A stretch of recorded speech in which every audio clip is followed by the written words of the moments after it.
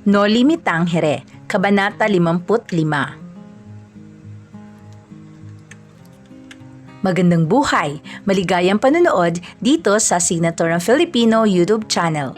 Sa araw na ito ay tatalakayin natin ang Kabanata 55 ng nobelang Noli Me Tangere.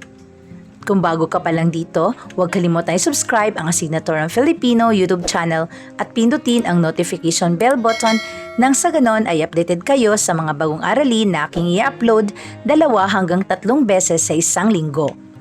At sa videong ito ay babahagi ko ang mga sumusunod na kaalaman. Una, mga talasalitaan. Ito ang mga piling salita at kahulugan at halimbawang pangungusap na matatagpuan sa pangyayari ng kabanata. Pangalawa, ang mga tauhan, mga pangunahing tauhan sa nobela at ang papel na ginampanan nila sa kabanata. Pangatlo, ang mahalagang pangyayari, ang wastong pagkasunod-sunod ng mga mahalagang pangyayari sa kabanata. Ito ang buod ng kabanata. Pang-apat, ang mga isyong nangingibabaw, ang paglalahad ng isyo na nangingibabaw sa kabanata at ang implikasyon nito. At panghuli, ang mga gabay na tanong, mga sagot sa gabay na tanong upang higit na maunawaan ang nilalaman ng kabanata. At ngayon ay puntahan natin ang mga talasalitaan. Unang salita, nangangatog, ibig sabihin matinding emosyon o panghihina ng katawan. Halimbawang pangungusap, nangangatog na napaupo sa isang sulok si Padre Salve. Pangalawa, pangluksa, ibig sabihin sinusuot na damit ng mga namatayan. Halimbawang pangungusap, nakasuot na pangluksa si Crisostomo at bakas ang matinding kalungkutan sa mukha ng binata. Pangatlo, nagsasalimbayan, ibig sabihin paglutang na paglipad. Halimbawa, pakiwari ni Crisostomo ay nakalutang siya sa hangin habang nagsasalimbayan sa kanyang mga mata ang dilim at liwanag. Pang-apat na salita, silbato, ibig sabihin tunog ng isang pito. Halimbawang pangungusap, nakarinig sila ng silbato at ilan pang putok ng baril hanggang sa tuluyang nawala at nanumbalik ang katahimikan. At panghuli, gabinete, ibig sabihin aparador. Halimbawang pangungusap, kinuha ni Crisostomo ang mga mahalagang bagay katulad ng mga hiyas, salapi, alahas at mga kasulatan sa kaniyang gabinete. At ngayon ay kilalanin natin ang mga tauhan sa Kabanata 55 ng Noli Me Tangere. Una ay si Padre Salve, ang nasa bulwagan ng tahanan ni Kapitan Tiago at balisang-balisa sa mga oras na yon. Pangalawa, Crisostomo Ibarra, ang dumating sa tahanan ni Kapitan Tiago sa ganap na 8 ng gabi. Pangatlo, si Maria Clara, ang nagtangkang lalapit sana kay Crisostomo Ibarra. Pang-apat, si Sinang, ang nanunukso kay Maria Clara nang dumating si Crisostomo. Alperes, ang tumawag kay Padre Salve. Tia Isabel, ang labis na nag-alala kay Crisostomo Ibarra. Linares, ang naroon din sa tahanan ni Kapitan Tiago. Kapitan Tiago, ang isa rin sa mga natakot sa naganap na kaguluhan. At si Elias, ang bumalik sa tahanan ni Crisostomo. At ngayon ay puntahan natin ang buod ng Kabanata 55 ng nobelang Noli Me Tangere. Ang pamagat, ang kaguluhan. Mahalagang pangyayari. Oras ng hapunan at magkakasalo sina Kapitan Tiago, Tia Isabel at Linares, ngunit nagdahilan si Maria Clara na wala siyang ganang kumain kaya niyayan niya ang kaibigang si Sinang sa piano. Nasa bulwagan at hindi mapakali si Padre Salve, kanina pa palakad-lakad ang pari, panay ang bulungan ni na Maria Clara at Sinang. Nakatakdang dumating sa 8 ng gabi si Crisostomo, ito rin ang takdang oras ng pagsalakay sa kumbento at sa kwartel. Dumating ay 8 ng gabi at hudyat din ito ng pagdarasal ng mga tao.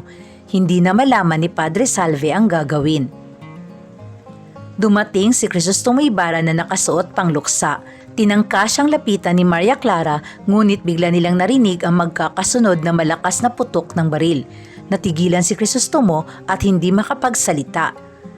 Naglabasan mula sa komedor sina Tia Isabel, Linares at Kapitan Tiago na napasigaw sa takot. Nagpatuloy ang putukan at kaguluhan sa paligid. May naririnig silang silbato at ilan pang mga putok hanggang sa tuluyang nanumbalik ang katahimikan. Sumigaw ang alperes at pinanaog si Padre Salve dahil wala na raw umanong panganib. Si Crisostomo ay nanaog din sa kabila ng pagpigil ni Tia Isabel. Gulong-gulo ang isipan ng binata.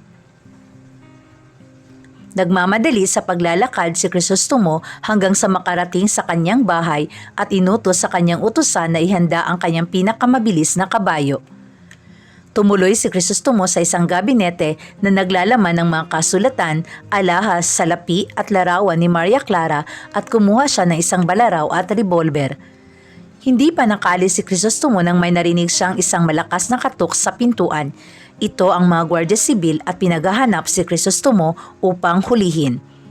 Nagbago ang isip ni Crisostomo na tumakas at pinagbuksan niya ng pinto ang mga Gwardiya Sibil.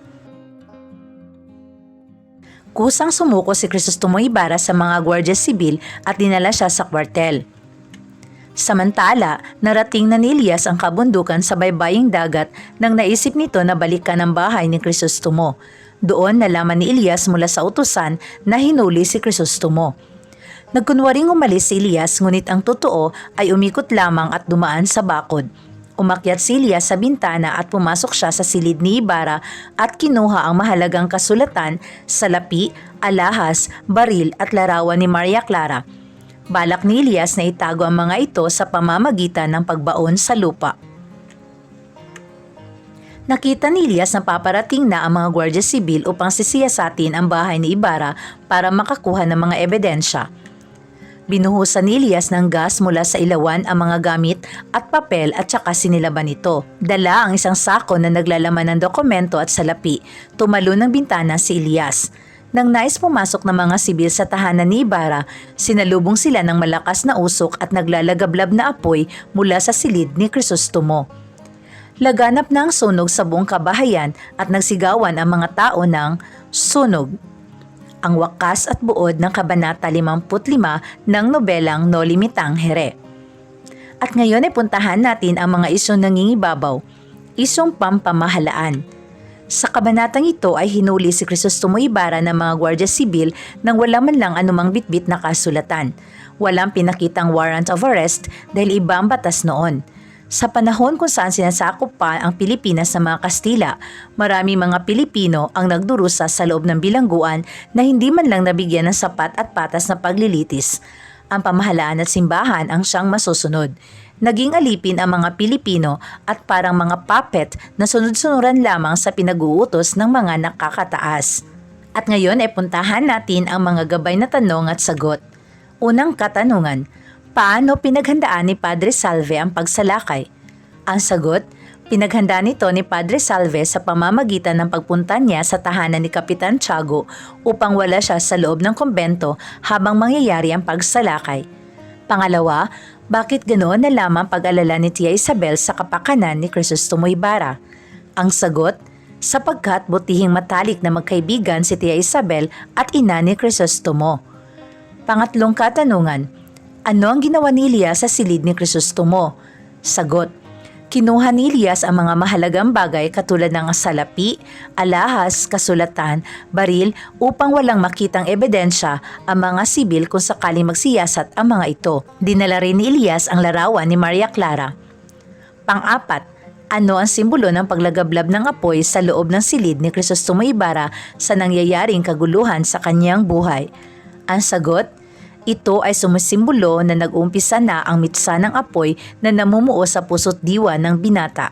Unti-unti nang kumakalat ang apoy sa paghihiganti sa isipan ng binata. Pumasok na sa kanyang isipan ang pagtakas dahil alam niyang hindi niya makukuha ang katarungan mula sa pamahalaan. At dito nagwawakas ang ating aralin tungkol sa ika-55 kabanata ng nobelang Noli Me Tangere. Muli, huwag kalimutang i-subscribe ang Asignaturang Filipino para sa karagdagang kaalaman. Maraming salamat po.